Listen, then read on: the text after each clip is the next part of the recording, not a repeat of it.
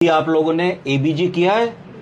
ABG का मतलब होता है आर्टीरियल ब्लड गैस। जब आप एबीजी करते हो तो ब्लड का पीएच देखते हो, तो पीएच अगर बहुत कम होगा तो उसको एसिडोसिस बोलेंगे, और अगर बहुत ज्यादा होगा तो उसको एल्कलोसिस बोलेंगे, एनायन गैप। तो जब ये चीज बिगड़ती है तो भी दिल की गति रुक जाती है, तो ये भी कार्डियक अरेस्ट का एक कारण होता है। तीसरी चीज है पोटेशियम कम या ज्यादा होना। क्या चीज? पोटेशियम कम या ज्यादा। इसको बोलेंगे इलेक्ट्रोलाइट इम्बैलेंस या हाइपोकैलीमिया या हाइपरकैलीमिया। तो अगर ऐसी स्थिति आएगी तो भी दिल की गति रुक जाएगी। आखिरी और अंतिम हाइपोथर्मिया। क्या? हाइपोथर्मिया। Hypothermic shock. मरीज बिल्कुल अस्पताल में आया, शरीर एकदम ठंडा है, बॉडी का तापमान नहीं मिल रहा है, बर्फ जैसा शरीर एकदम ठंडा है। उस स्थिति में भी आपको इमीडिएटली थर्मल ब्लैंकेट्स देने पड़ते हैं। आजकल थर्मल ब्लैंकेट्स आ गए हैं, उसको बिजली से चलते हुए कंबल बिल्कुल बॉडी टेम्परेचर वार्म कर देते हैं, मरीज को रैप कर देना होता है, ये सब चीजें करनी होती है। ना करने की स्थिति में तुरंत कार्डियक अरेस्ट हो जाएगा। तो इनमें से ये 5H आपने सीखे। क्या सीखे? याद रखिएगा। अब मैं आपको 5 T's बताऊंगा। क्या? 5 T। पहला टी बताइए क्या होता है?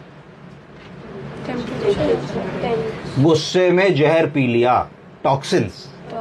ठीक है जी।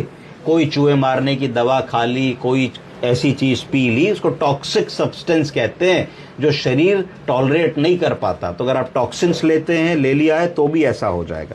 दूसरी टी है टेम्पोनार्ड। क्या चीज? टेम्पोनार्ड। व्हाट इज टेम्पोनार्ड? कोई बता पाएगा? हार्ट के बाहर एक झिल्ली होती है जिसमें हार्ट चलता है, उस झिल्ली को कहते हैं पेरिकार्डियम। क्या कहते हैं? पेरिकार्डियम। जब हार्ट और पेरिकार्डियम के बीच में पानी आ जाता है तो उस सिचुएशन को कहते हैं पेरिकार्डियल एफ्यूजन। क्या कहते हैं? पेरिकार्डियल। ये 2D इको में देखा जाता है। तो अगर पेरिकार्डियल एफ्यूजन है और पानी है और पेरिकार्डियल एफ्यूजन बढ़ता चला जाएगा तो समझिए झिल्ली में हार्ट ऐसे ऐसे चल रहा है। जब झिल्ली में पानी भर दोगे तो हार्ट रुक जाएगा ना, कहाँ चलेगा? जगह ही नहीं होगी। उसको कहा जाएगा कार्डियक टेम्पोनार्ड। क्या कहा जाएगा? कार्डियक टेम्पोनार्ड।